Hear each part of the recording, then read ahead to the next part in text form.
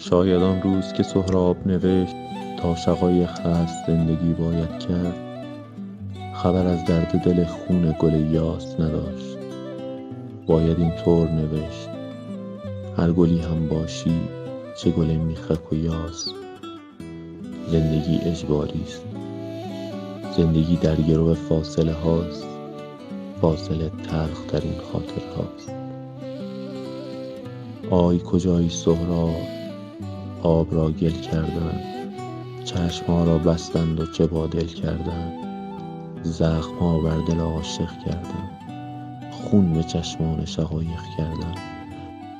وای کجایی سهراب که همین نزدیکی عشق را دار زدند، همه جا سایه دیوار زدند. اکیلا گیتاریست.